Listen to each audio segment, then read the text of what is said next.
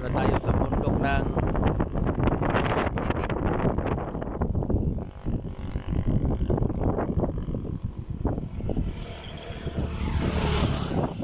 City. Yan tayo galing Bayawan. Punta tayo doon sa Mabinay. Ang layo pa ng biyahe ko. 1 oras pa kang biyahe doon. Nag-relax muna ako dito kasi inaantok ako habang nagbiyahe. Ito talaga ang kalaban ko mga kabihador. Mainit. Tapos layo ang biyahe. Talaga antokin ka. Tingnan mo naman tong nisilungan ko. May mga bunga pa. Oh, sarap tanin ah.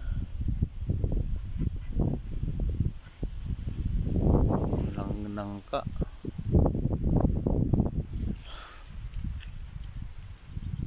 So nagano muna ako kabihador. Video muna tanghali. Dapat inaantok talaga ako. Wala stick. Bayawan to Mabinay kabihador. Sobra 1 oras ay tatakbuhin to eh. So mga 70 km. Naantok ako. Grabe talaga pag ano ng antok. Hindi naman pwede matulog ako kaya baka maliit ako. So stop over muna ako dito.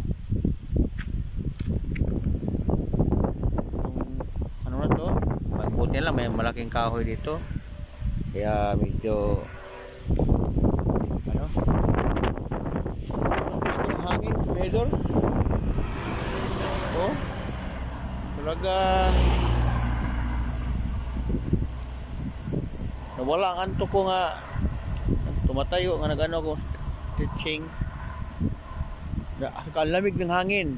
Although mainit ngayon pero dahil sa hangin parang nawala na rin yung init, no? Dahil sa simoy ng hangin. Yung ulap natin, no? Kalat-kalat pa, hindi wala naman pag-asa.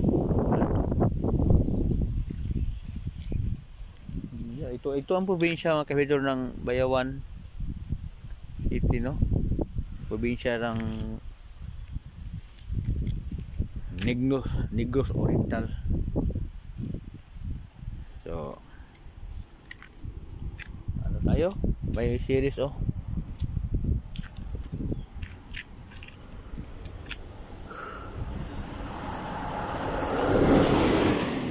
Bacolod via Mabinay ito. Galing Bayawan to kabihador. Papunta tong Bacolod City.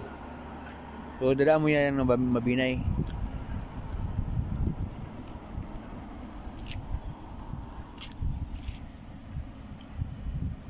Okay.